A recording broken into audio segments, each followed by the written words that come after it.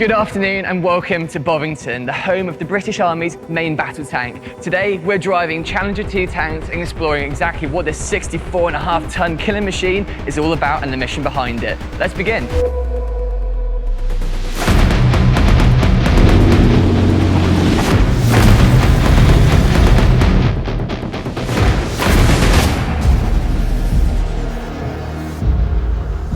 The Challenger 2 is one of Britain's most iconic main battle tanks, built for one purpose: to dominate the battlefield. Designed as a success as Challenger 1, it entered service in the late 1990s and quickly became known for its durability, firepower and battlefield survivability. Over the years, it's served as a symbol of British armoured strength, earning a reputation as one of the toughest tanks ever built. Weighing in at around 70 tons, armed with a 120mm rifled gun and built to take immense punishment while delivering serious firepower, the Challenger 2 is an incredible piece of military engineering.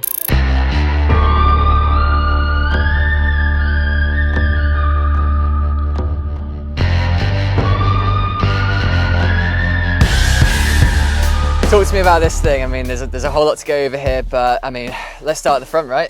Yeah, certainly. So down here in the hold, we've got the driver's cab. The driver sits in there. You can see he's got his periscope, so when he's closed down the armoured hatch, you can still see forwards. Nice. You can open it up, the driver on the public road, get your head out and drive from there. Moving to the turret, obviously over the side of the vehicle. The business end. The business end, yeah, exactly. We've got 2 banks of smoke grenade discharges on the side. So if we encounter an enemy and we need to pop smoke and get out of there, we can hit the button in the turret and it creates a smoke screen where the turret's pointing. Very useful. We then got the 120mm rifled gun. It's got a shroud on the end. Obviously this lets us engage various types of enemy armour, hard targets, bunkers, etc. with quite a degree of accuracy. We can laser target. The fire control computer will carry out the ballistic calculation and give us a pretty good probability of a first round hit every time. What's the kind of range on this then? Depending on the targets you're engaging, I mean several kilometres. Yeah. If you're engaging a tank, then yeah, several kilometres. Depending on the type of ammunition that you're using, will depend on the engagement technique that you use. So we've got anti-armour or sort of anti-bunkers, more soft-skin vehicle type things. We've also got the chain gun over on the side, so if we've got dismounted infantry or soft-skin vehicles, Land Rovers, trucks, etc., we can engage them with the coax. It's essentially a machine gun that's coaxially mounted so that the gunner can still carry out the engagement. On the top we would have where you can see the rack on the right-hand side. We'd also have another machine gun that we haven't got fitted today. So that's sort of close-in air defence or local defence as well. Got it. And then these tracks, I mean, pretty big, right? I mean, I saw a lot of stuff. This is not a car, that's for sure. It's very heavy, so getting up some very steep hills today. Yeah. How much are these putting out? What's the kind of horsepower on them roughly? It's a few kind of nibbles there, really. Yeah, so the hydrogas suspension is really good. It means that we can find and engage targets while on the move. So in combination with the stabilised gun, it means that we can move over quite difficult terrain with ease. The gun stays stabilised. Horsepower-wise, it's about 1,200 horsepower. So that lets you move with all the weight. We're speaking about the 64.5 tons with relative ease. What's going on behind the thick skin of this? So the engine is 26.5 litre capacity engine. So you compare that to your average sort of 1.2, Polo. It's quite a big jump. Yeah. There's a Perkins V12, and as I said, 1,200 horsepower. So it's protected behind the armour here, so we can't see it, but for various maintenance tasks, you can lift up all the different access panels to maintain the vehicle, check all of its levels, etc. At the top, you can see just in front of the commander's hatch, that's the commander's primary sight.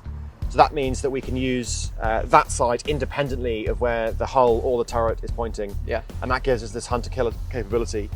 That means that the gunner could be carrying out an engagement looking over to the left or looking for targets out to the left, while the commander could be using that sight separately and looking to the right. Got it. That means they've got much more chance of observing targets before you're observed, and then using your controller you can then override the gunner and align them onto where you're looking if you see the target first, and then carry out the engagement. What that means is you can find and engage targets really, really rapidly. Yeah. And then once you've passed that target to the gunner, that means that you can then go on looking for the next target. So the commander is always one step ahead, sort of almost queuing up targets, and the gunner is just engaging those targets with ease. Like I said, the gun's stabilised, you can be firing on the move. It's a serious bit of kit. You know, there's a lot going on in this machine, and obviously we know what it's used for. It's, you know, guns and pushing through and armour and protection, all sorts of things. But is there anything on this tank that are kind of like less public knowledge, sort of secret features or things that it can do that you wouldn't typically know about or expect a tank to do? Yeah, that's a very, very good question. And I think you ask anyone that crews these things and there's only going to be one answer, and that's the BV, so the boiling vessel. Boiling vessel is essentially a hot tap. So we have hot water inside the vehicle, we can cook with it. So ration packs can go in there, you can make brews all day long. And there's just no better feeling than you know, driving a tank around and there's just constant teas, coffees, hot chocolates being shared around. It wouldn't be a British tank without tea in it, right? It would not be a British tank without tea. Lots of other nations don't have that. They have to get out, you know, light a stove, etc. We can do it on the move. So yeah, that's 100% the answer for that one. I love that, that's fantastic. And then the last thing on this really, I guess, is just smoke. A lot of smoke, right? How does that work? Yeah, so we spoke about the multi-barrel smoke grenade dischargers on the front of the turret. That's one method that can generate an instant smoke screen to your front. Different types of smoke as well. We've got smoke injectors on left and right side of the exhausts. So what that does, it essentially squirts a small amount of diesel onto the hot exhaust, and that generates an immediate smoke cloud, which you can then either reverse back into, or, you know, depending on the wind direction and, you know, where you are, you can generate a smoke screen that you can then move with to obscure your movement. Yeah, that's awesome.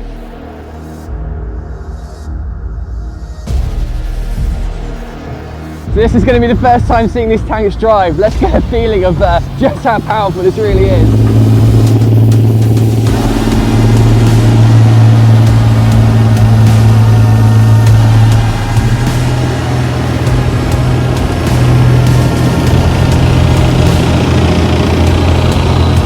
Pretty cool. I just got a mouthful of diesel, but that's pretty cool.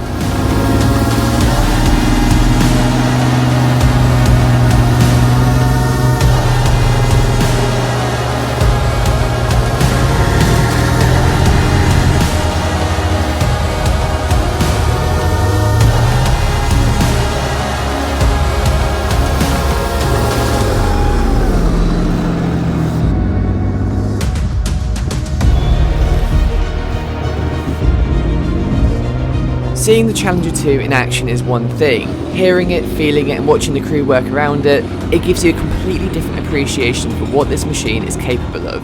The scale of it, the aggression, the presence. It's something else entirely. And now, we're taking it for a spin.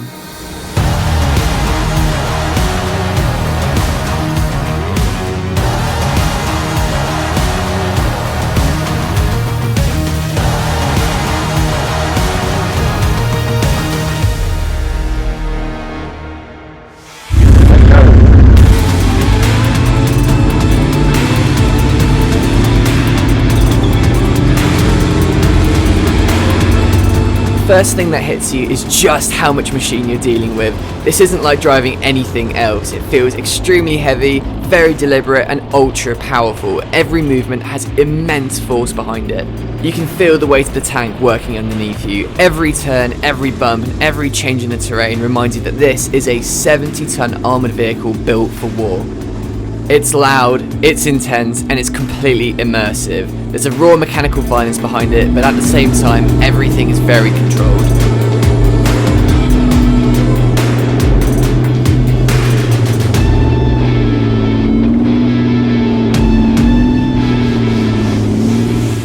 What really stands out here is that this isn't just about brute force. It takes a lot of skill to operate this thing properly. Smooth inputs, awareness, and team communication, it all matters.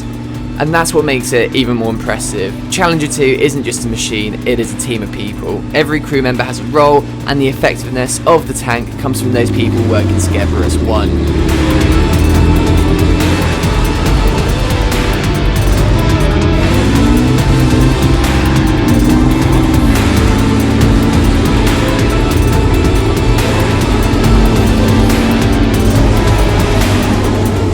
When you experience even a small part of what goes into operating one of these, it gives you a much deeper respect for the crews who train on them and take them into demanding environments.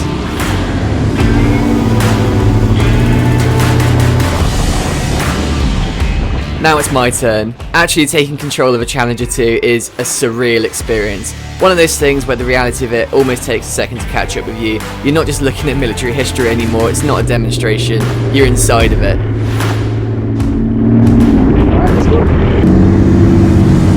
This is the moment it becomes real. I'm not just sitting in the tank anymore, I'm actually controlling it. You can feel the weight straight away. Every input has resistance, like the machine is reminding you how serious it is. And when it starts moving under your control, it's a strange mix of power and pressure.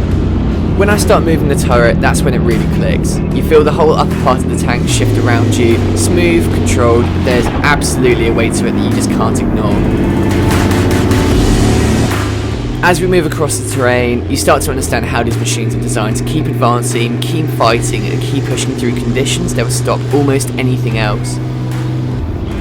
It's thrilling, no doubt about it, a hell of a ride. More than that, it's humbling, because behind the scale, the armour and that firepower, this is ultimately about people, discipline, and the responsibilities of operating something built for the realities of war.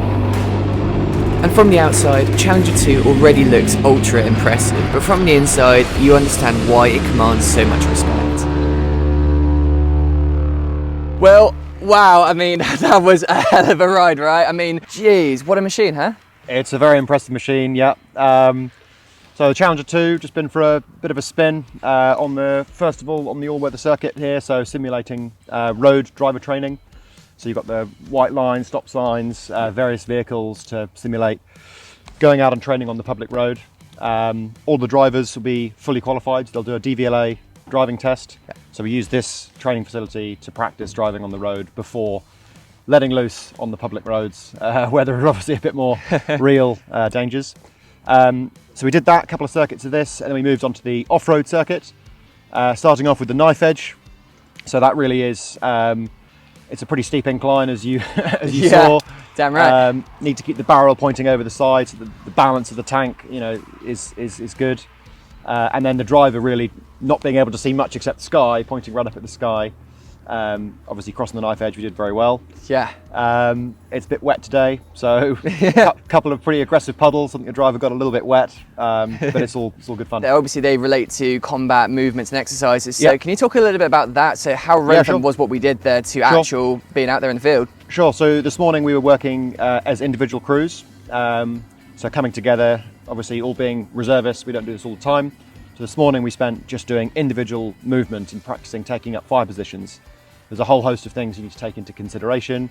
So obviously not being seen by the enemy, have you got good cover, have you got good visibility, good arcs, how much of your platform, how much of the tank can be seen. So starting at the top, we've got the periscope. That was the first thing you want to come up over the hill so that we can observe the enemy without them being able to see as much of the vehicle as possible. Coming up then you've got the turret, so then the gunner can start seeing targets. And really, last of all, we're then presenting the hull. So we don't want to do that unless we're absolutely sure that there's no target. So this morning, we did a lot of taking up different fire positions, moving around the ground tactically. Before then stepping up, when you joined us, we did a bit of troop movement. So that's all three tanks working together. So we did a couple of battle runs, each pair moving together, so covering each other. You've always got one vehicle looking out, covering you when you're moving, so you're not going to get caught short, I suppose. Yeah, definitely. So, I mean, one of the things I really want to highlight here as well is like the reservist role is really unique here as well. So, I mean, if you could just walk us through kind of what a week looks like for you and what you do outside of this as well, I think that's pretty cool. And also how you got into it too. No, certainly. It's a pretty crazy opportunity to be able to crew these vehicles in your spare time. Yeah. Absolutely. I recall, as I was mentioning earlier, the first time I was considering joining the Wessex Yeomanry, we did a visit down here in Lulworth, and watching them fire for the first time was just, you remember it as the shockwave hits your chest, and from that I was sold. That was 10 years ago. Being a reservist is a whole host of things that everyone has to do in the army, so all your basic soldiering skills, fitness, rifle shooting, first aid, all that kind of stuff. And then on top of that, we obviously have the Challenger 2 platform to contend with, and it's quite quite a significant training burden that we have to remain current and competent on the vehicle. Yeah. Over the years, we've put together quite a well thought through training plan. So throughout the year, there's various milestones we have to hit before being able to actually get onto the vehicle. Yeah. Loads of synthetic training, so training on simulators in various capacities. There's driver training simulators, there's gunning training simulators, commanding, and obviously loading as well. So once you've done all of that, then you get to go on the platform, and on the platform specifically, we have, again, a series of objectives we have to hit throughout the year, part of which what we're doing today on the tactical movement, like we were speaking about earlier. But then there's more sort of technical skills as well, so what to do if a tank breaks down, how to recover a tank, how to change the track, certain maintenance tasks, and all of that feeds together to lead you towards your certificate of efficiency.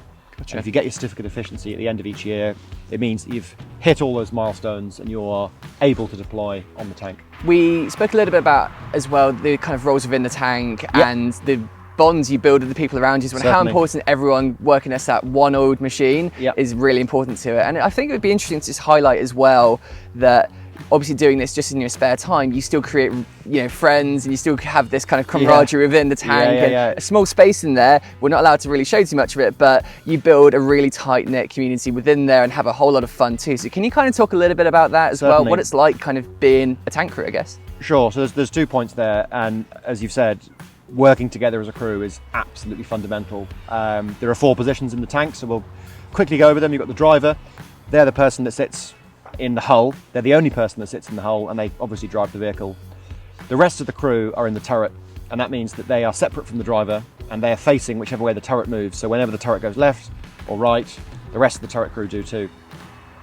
The gunner is controlling that movement of the gun, and so they have really, really good visibility of targets, but actually their situational awareness in the immediate surroundings is much more constrained. So it's working really well with the commander, who has that bird's eye view. They can communicate with the rest of the crew, the driver, with the gunner, and make sure that everyone knows what's going on around them. So training as a tank crew, 100%, there's a huge degree of teamwork that goes into being successful. And to your second point, the fact that we're reservists mean it's a different crew every time. Yeah. Or often it's not always the same crew, should I say, which is a problem that unique to the reserves, because in the regular army you'd have, I'm your driver, I'm your loader, I'm your commander, and you work together all the time and you build that relationship, you build the rapport, and you get that teamwork going. Whereas for us, we kind of have to do that at double speed, because each weekend, life, you know, family, personal commitments, work, etc., doesn't mean that we're all here at exactly the same time each weekend.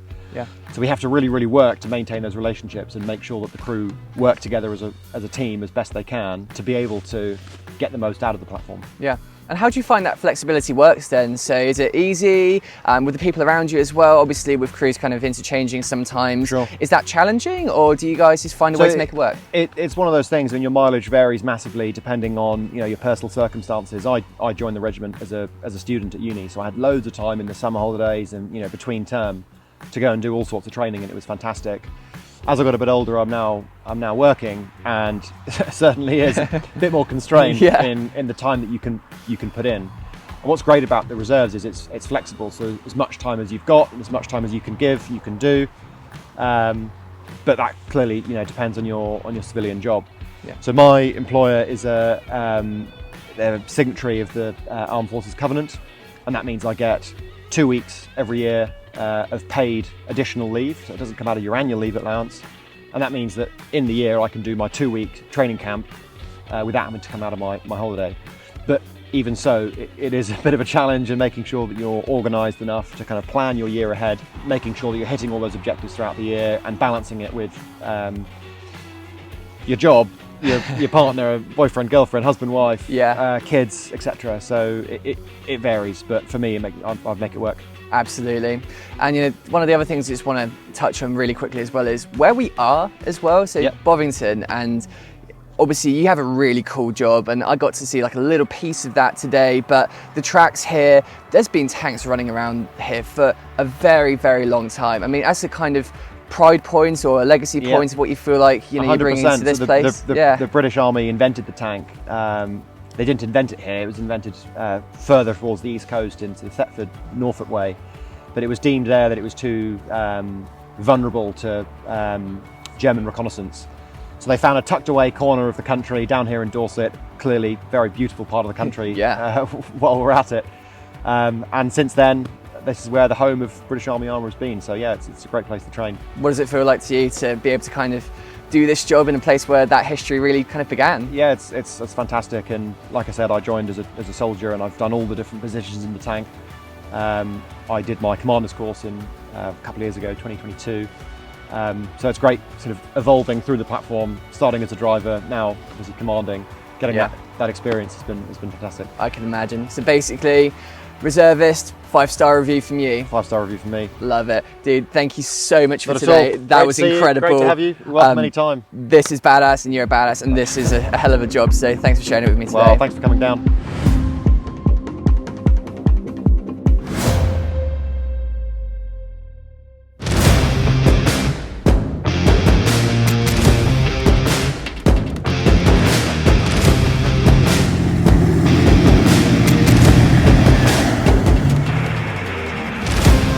The more time you spend inside of a Challenger 2, the more you realise this isn't just a machine you operate, it's something you experience. It's awesome.